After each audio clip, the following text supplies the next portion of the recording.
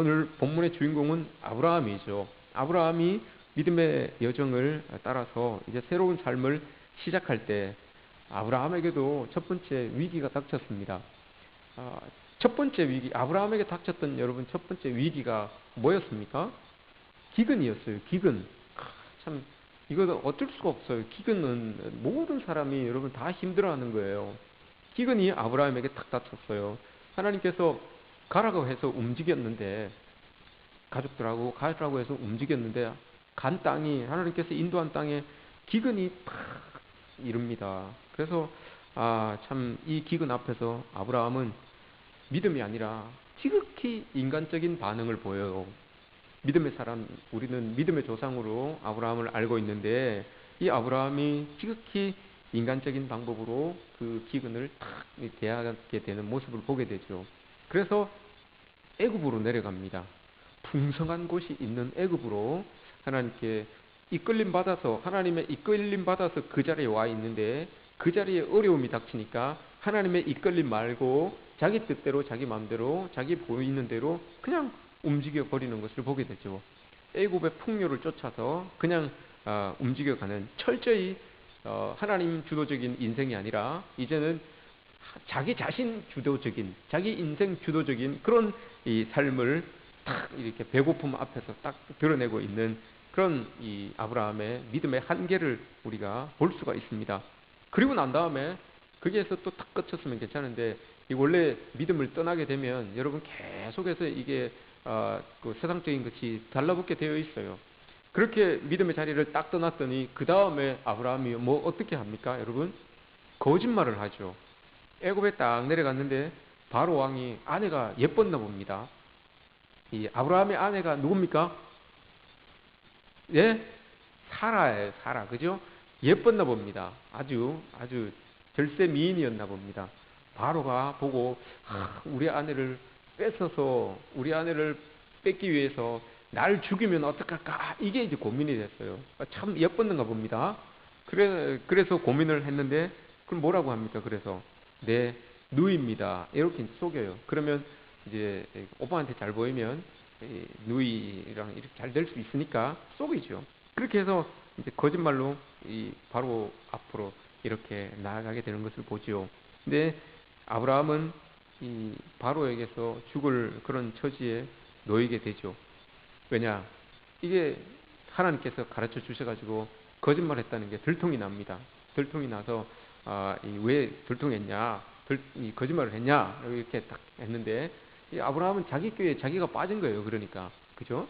자, 이렇게 해서 좀 잘 돼 보려고 이렇게 했는데 하나님께서 직접적으로 바로에게 턱 나타나신 거예요. 아브라함에게 이렇게 나타나셔가지고 말씀을 해주셨어도 아브라함이 깨달을 수 있었는데, 바로 여러분 바로에게 턱 나타나셔가지고 너 잘못됐다라고 탁 이야기를 하시니까 바로가 깜짝 놀란 거죠. 그러니까 큰일 날 뻔한 거예요.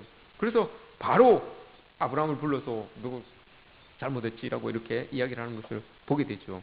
이렇게 여러분, 우리도 아브라함도 마찬가지 별반 믿음의 사람으로서 다른 게 없어요. 우리 믿음이 아무리 크고 참 깊다고 해도 위기 앞에서 그 사람이 어떻게 대처하는가 보면 우리의 믿음의 크기를, 믿음의 진실함을 우리가 볼 수가 있죠. 아브라함의 믿음은 위기 앞에서 이렇게 바닥이 이렇게 드러났어요. 완전한 사람이 아니라서 실수투성이의 그런 모습이라는 것을, 이 믿음을 가지고 있는 사람도 이런 모습이 있다라는 것을 하나님께서 우리에게 보여주시는 거죠. 그렇다고 해서 여러분, 하나님께서 그렇게 거짓말하고 하나님의 믿음의 자리를 떠났던 이 아브라함을 버리십니까? 그것도 아니에요. 또 이거 아니에요. 버리시면 참 우리가 그렇겠지만 아브라함을 또 안 버렸어요. 안 버리시고 바로를 뭐라 그러시고 나서 다시 아브라함에게 하나님의 손길을 이렇게 뻗치시는 걸 봅니다. 바로는 사실 아무 죄도 없는데, 아무 잘못도 없는데 바로의 집에다가 재앙을 내리잖아요. 바로의 집에다가 재앙을 내려요. 아브라함의 그 아내를 취했다라는 그 제목으로 재앙을 내려요. 재앙을 내리려면 아브라함에게 내려야 되는 게 맞는데 바로에게 내려요. 왜 그랬을까요, 여러분? 그만큼 하나님과 아브라함과 맺었던 그 언약이 여러분 그렇게 강한 거였어요. 우리가 여러분 그렇게 강한 거예요. 하나님께서 우리를 지켜주신다는 그 약속에 여러분 이렇게 강한 겁니다. 내가 잘못해도 나를 탁 벌하시지 않으시고 나를 힘들게 하고 괴롭게 하는 그 하나님을 모르는 사람을 오늘 말씀을 보면 더 혼내시는 것을 볼 수 있어요. 그게 여러분 언약을 맺은 그 하나님의 언약의 이 힘이라고 할 수가 있습니다. 이걸 보여주면서 이야기하고 싶은 게 그거예요. 우리는 실수투성이고 참 그런 사람들이지만 신실하신 하나님을 보여주시는 것이고, 언약을 맺고 믿음으로 살아가지만 그래도 우리는 실수투성이의 연약한 사람이다라는 것을 보여주시는 거예요. 이 사건을 통하여서 하나님은 지극히 신실하시고 그런 하나님을 믿고 있는 우리는 참 연약하고, 이걸 이제 보여주시는 거죠. 그러니까 연약할수록 또 하나님 앞에 이렇게 더 다가가게 되는 그런 우리의 모습, 이런 모습을 가지고 살아가야 된다라고 이렇게 이야기를 합니다. 그게 우리가 읽지는 않았지만 창세기 12장, 13장에 이렇게 기록되어 있는 신실하신 하나님과 그럼에도 불구하고 그 하나님을 믿고 있는 사람들의 그런 한계, 믿음의 사람들의 한계, 이걸 이제 보여주고 있는 겁니다. 오늘 하나님께서는 우리에게도 이런 신실하심을 늘 보여주시죠. 우리가 부족해도, 우리가 실수해도, 넘어져도 하나님 약속 때문에, 언약 때문에 우리를 꼭 붙들어 주시는 그 하나님의 모습들을 우리가 알고 또 믿고 살아갑니다. 이게 주님의 복음이고 하나님의 신실하심입니다. 하나님의 이런 사건들을 통해서 하나님의 구원이 우리에게는 어떤 의로움의 근거를 두는 것이 아니구나라는 것을 또 한 번 보여주죠. 의로움의 근거를 둔다면 우리가 참 믿음 있이 흔들리지 않고 이렇게 살아갈 수 있는데 이게 안 된다는 거죠. 그래서 우리의 구원, 우리를 이끌어 주시는 그 구원의 바탕은, 근거는 하나님의 은혜구나, 오직 하나님의 은혜구나, 믿음이구나라는 것을 다시 한번 우리가 깨닫게 됩니다. 우리 모두도 여러분 이렇게 아브라함처럼 거짓된 것들, 또 불신앙, 이런 것들을 가지고 살아가는 그런 사람들입니다. 근데 이 연약함을 여러분 우리가 인정할 때 하나님께 온전히 하나님의 은혜를 받아 누리는 그런 삶을 우리가 살아갈 수 있다는 것을 늘 여러분 우리가 기억해야 됩니다. 왜 바리새인들이 예수님께 모일 때마다 왜 혼났습니까? 그들도 어릴 때부터 율법을 알고 하나님을 알았던 그런 사람들인데 왜 여러분 바리새인들의 그 믿음은 예수님께서 인정을 안 해주십니까? 그들은 믿음에 있어서, 율법에 있어서는 누구보다도 뛰어난 사람들이라고 그렇게 자부하면서 지냈던 그런 사람인데도, 그런 자들이었는데도 여러분 예수님을 배척하고 또 하나님의 영광을 가렸습니다. 왜 그랬을까요, 여러분? 그들도 여러분 분명히 인간인지라 자기의 연약함이 있고 자기의 그런 어떤 한계가 있는데 그걸 인정하지 못하는 거예요. 그걸 인정하지 않는 거예요. 그러다 보니까 실수가 생기면 그걸 덮어야 되고, 거짓된 것들이 드러나게 되면 그걸 덮어야 되고, 잘못된 것들이 보여지면 또 그걸 덮어야 되니까 자꾸 위선적인 모습이 나타나는 것이고 자꾸 잘못된 모습들이 드러나게 되는 거예요. 그런데 위치가 위치인 만큼, 위치가 위치다 보니까 그걸 이야기를 못하는 거예요. 고백을 못하는 거예요. 내가 이렇게 잘못했으면 잘못을 했다, 이게 잘못이다, 잘 안 됐다, 이게 나의 한계다라고 이렇게 이야기를 하면 되는데 위치가 위치다 보니까 이걸 하지 않는 거예요. 그런데 자꾸 덮으려고 하니까 일은 더 커지고 이게 그렇게 되는 거죠. 그러니까 자꾸 힘으로 자기들이 가지고 있는 그 권력으로 사람들을 자꾸 누르려고 하니까 예수님께 자꾸 혼이 나는 거예요. 위선, 회칠한 무덤 같은 사람들, 교만한 사람들, 이런 것들로 자꾸 이제 혼이 나는 이유가 바로 거기 있는 거죠. 실수하고 아브라함처럼 실수하고 돌아서면 돼요. 실수했으면 인정하고 돌아서면 되는 겁니다. 근데 하나님께서 아브라함을 결국은 믿음의 조상으로 사용하십니다. 근데 왜 이런 일들을 믿음의 과정 중에서 아브라함을 자꾸 깨뜨리시잖아요. 자꾸 깨뜨리세요. 그가 정말 기근 중에도 그곳에서 하나님이 약속한 그 땅에서 이끌어주신 그 땅에서 그 일들을 해냈으면 아브라함이 더 교만해질 수도 있었겠죠. 근데 하나님은 이런 일들을 통해서 자꾸 아브라함을 깨뜨립니다. 아직까지 그가 가지고 있었던 인간적인 철저하게 자기 위주의 그런 삶, 자기 그런 어떤 주도적인 그런 모습들, 이런 모습들을 하나하나 깨뜨렸습니다.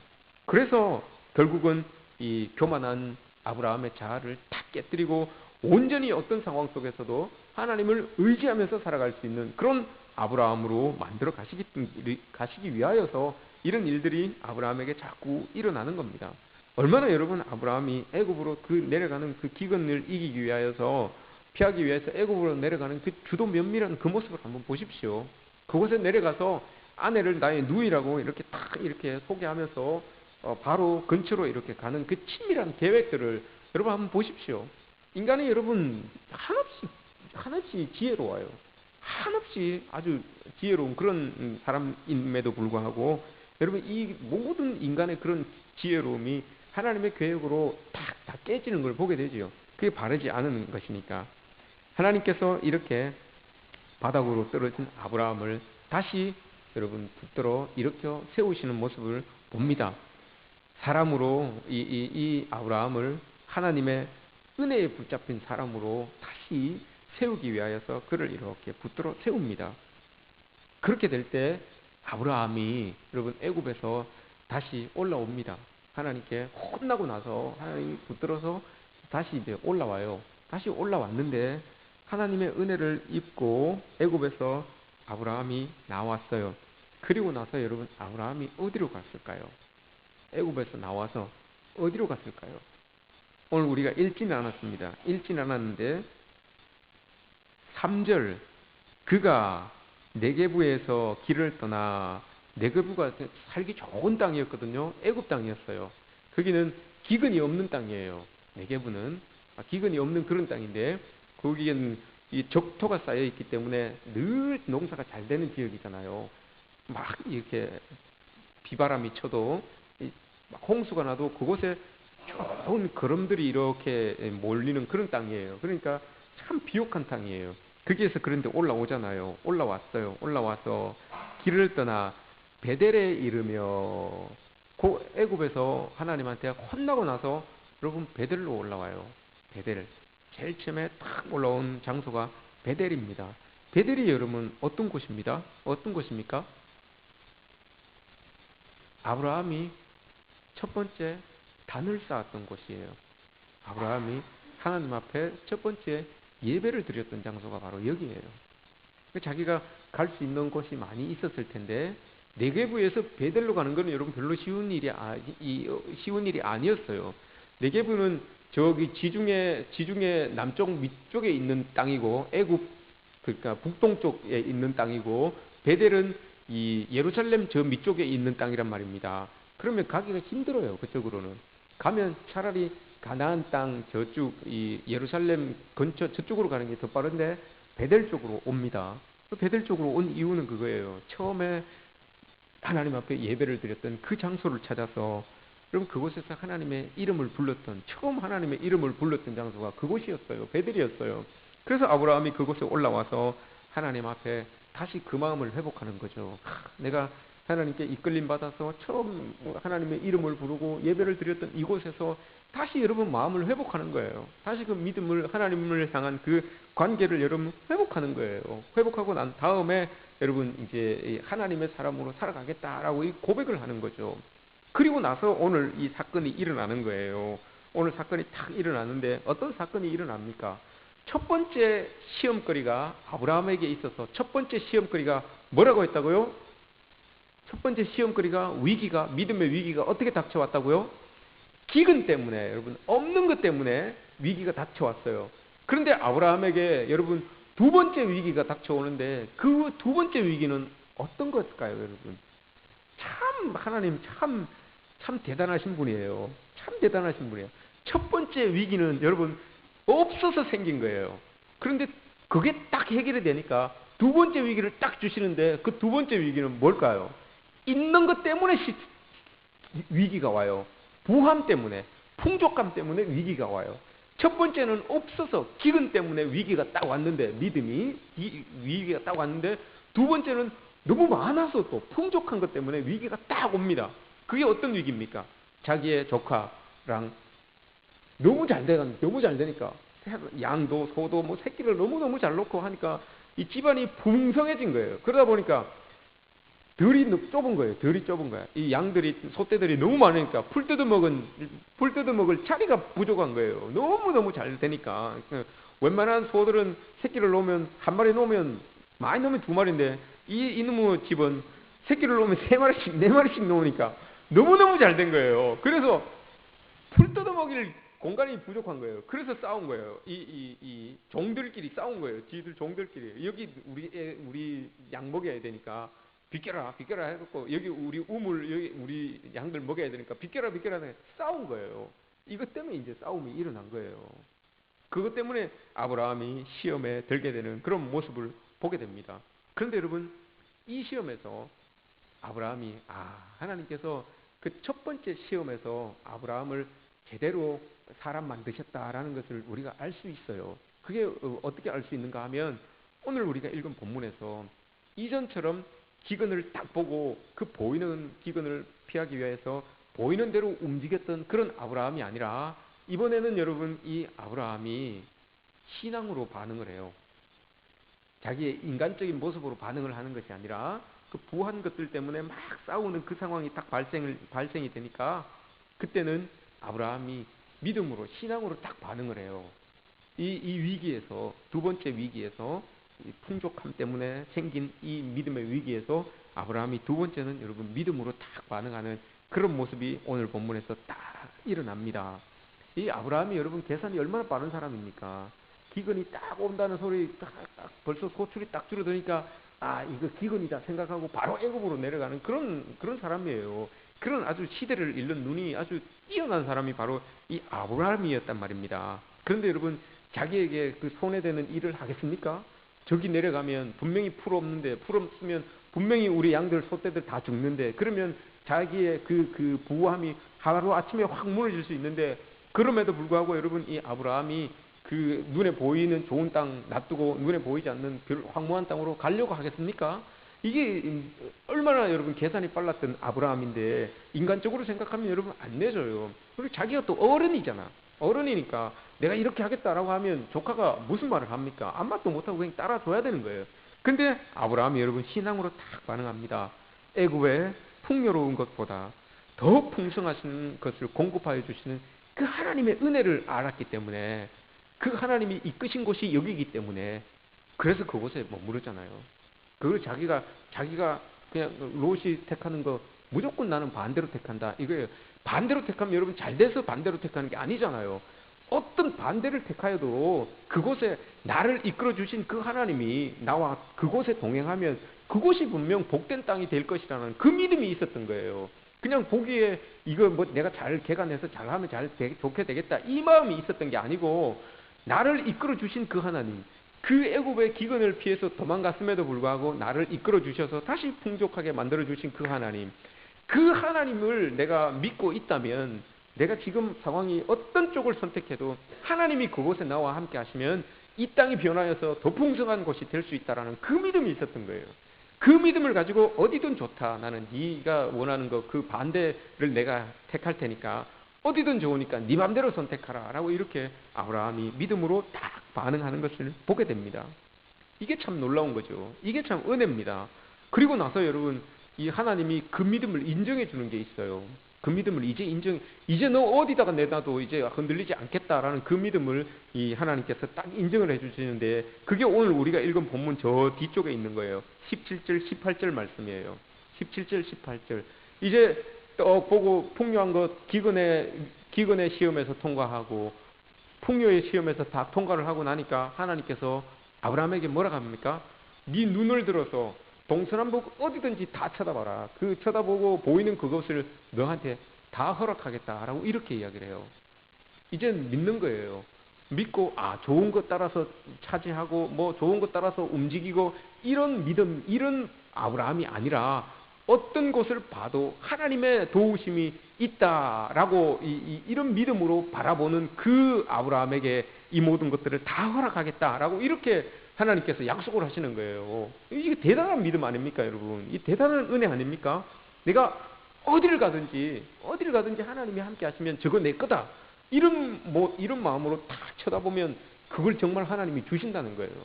야, 내가 저거 정말 하나님이 저곳에서 나와 함께 하여 주시면 저것도 하나님의 영광을 드러낼 수 있는 뭔가 되겠다라고 하는 그 믿음 가지고 딱 바라보면 그 마음을 아시고 하나님이 그거 주신다는 거예요. 그게 17절, 18절 말씀이에요. 이런 은혜가 여러분 어디에 있습니까? 이런 은혜가, 이런 하나님의 동행하심이 여러분 어디에 있겠습니까? 왜 그렇습니까, 여러분? 아브라함과 맺었던 언약 때문에 그런 거예요. 아브라함과 맺었던 언약. 못 모르는 아브라함을 데리고 나오실 때 내가 너를 복주고 복주어서 자손들이 하늘의 별들같이 바닷가의 모래처럼 그렇게 될 수 있도록, 그렇게 풍성하게 될 수 있도록 하나님이 약속을 해주셨기 때문에 그런 거예요. 사실 여러분 한번 보십시오. 한번 생각해 보십시오. 우리 믿음의 사람으로 하나님께서 이렇게 막 만들어 가시는데 그 과정 속에서 아브라함처럼 이런 일들이 우리에게도 일어나요. 아브라함도 대단하지만 아브라함의 아내도 여러분 정말 대단한 사람이에요. 여러분이 한번 생각해 보십시오. 아내가, 여러분 남편이 나를 누이로 생각하고 팔아먹으려고 그랬어요. 바로에게 팔아먹으려고 그랬어요. 근데 들통이 나가지고 못 팔아먹고 다시 이제 사라에게로 이렇게 쭈뼛쭈뼛 돌아옵니다. 사라 아내에게 쭈뼛쭈뼛 돌아오면 여러분들은 어떻게 하겠습니까? 아유, 내 신랑하고 이렇게 잘 알아주겠습니까? 잘 받아주겠습니까? 어떻게 하겠어요, 여러분? 저 남편이 나를 팔아먹으려고 그랬어요. 내가 너무 예뻐가지고 저기 돈 많은 사람한테 나를 팔아먹으려고 이렇게 했는데 들켜가지고 그 일이 잘 안 됐어. 그 일이 잘 안 되고 남편이 나한테 다시 이렇게 쭉백쭉백 이렇게 돌아오면 여러분 어떻게 하겠습니까? 그냥 머리끄댕이로 확 잡고 그냥 막 흔들어 죽겠는 거 아닙니까? 이게 뭐 이런 게 있어 이러면서 이래도 여러분 모자랄 판인데, 이제로 모자랄 판인데 여러분 사라가 한 말도 안 하잖아요. 한 말도 안 해요. 그냥 받아들여요. 그냥 받아들이고 아브라함이 가는 그 길을 여러분 같이 걸어가요. 이 여러분 얼마나 이 사라의 믿음도 여러분 대단하지 않습니까? 사라의 믿음도 대단한 거예요. 이런 일들이 있었는데 묵묵히 끝까지 그 아브라함의 길에 동행해 주는 거예요. 묵묵하게 그렇게 그냥 가주는 거죠. 이게 여러분 참 아름다운 것 아니겠습니까? 그리고 아브라함도 여러분 참 자기가 많이 깨달았을 거예요. 자기 스스로를 많이 깨달았을 거예요. 그렇게 베들로 돌아오는 그 동안에 얼마나 자기 자신을 여러분 참 한탄했겠습니까? 돌아보겠습니까? 야, 내가 참 믿음으로 하나님 따라서 여기 왔는데 내가 보이는 그것 때문에 배가 고프다고 해서 보이는 그것 때문에 쌀 때문에 밀가루 때문에 그 애굽으로 내려갔다가 거기에서 좀 어떻게 해보려고 아내를 팔아보려고 막 이렇게 자리 잡아보려고 애쓰고 그 거짓말하고 했던 그 모습이 여러분 다 생각났을 거예요. 베들로 이렇게 투덜투덜 터덕터덕 올라오면서 그 모습이 왜 안 보이겠습니까, 여러분? 내가 이것밖에 안 되나? 내 믿음이 이것밖에 안 되나? 내가 하나님을 이 정도밖에 못 믿고 있나? 이런 여러분 자괴감이 엄청나게 들었을 겁니다. 그런 아브라함에게 하나님께서 딱 찾아가 주셔서 위로해 주시고 그 믿음을 다시 번독하게 딱 만들어 주시니까 여러분 흔들리지 않잖아요. 흔들리지 않잖아요. 그 좋은 것들이 눈앞에 있음에도 불구하고 조카에게 다 양보하고 자기는 엉뚱한 땅에서 그렇게 지내잖아요. 지낼 수 있는 이유가 그거예요. 나의 그런 연약함도 다 보고 또 나를 그렇게 믿고 의지하는 그 아내의 믿음도 보고 결국은 내가 어디에 있어도 하나님 은혜만 있으면 되는구나. 하나님이 나를 도와주시면 되는구나. 이걸 깨달았기 때문에 여러분 바울이 이렇게 이 아브라함이 이렇게 살아갈 수가 있었던 겁니다. 종과 행으로 탁 돌아다니면서 동서남북을 다 바라보아라. 그럼 그거 다 너에게 허락하겠다. 이게 여러분 뭡니까? 장막을 옮겨가라는 거예요. 이제 네가 어디로 장막을 옮겨가도 그곳에 내가 함께 하겠다. 이거예요. 이제 네 맘대로 옮기는 것이 아니라 그 장막을 애굽에서 하나님 이끌어 주셨던 그곳에서 애굽으로 옮길 때는 자기 맘대로 옮겼잖아요. 근데 이제는 아니에요. 네 맘대로 이제 장막을 옮겨라. 이제 하나님이 믿을 수 있다는 거예요. 네 맘대로 옮겨도 이제 네 믿음을 내가 알기 때문에 내가 그곳에 함께 하겠다. 이 의미로 이 하나님께서 우리에게 이렇게 오늘 말씀을 우리에게 보여주시는 겁니다. 여러분, 여러분들의 삶의 자리가 녹록지는 않습니다. 그죠? 우리의 삶의 자리가 녹록지는 않습니다. 아침마다 출근해야 되고 가서 이 고객들과 또 소비자들과 만나고 또 이런 관계들이 또 있어요. 그러다 보면 믿는 사람으로서 막 울분이 생길 수도 있고 막 화도 날 수도 있고, 그런데 그럼에도 불구하고 여러분, 우리가 믿음으로 그 모든 것들을 이겨내야 되는 이유가 바로 여기에 있는 겁니다. 그 시험에서 여러분 우리가 통과해야지만, 그 과정에서 우리가 통과해야지만 또 한 단계 더 나아가서 이젠 하나님이 우리를 팍 믿고 맡길 수 있는 그런 상황 속으로 갈 수가 있는 거죠.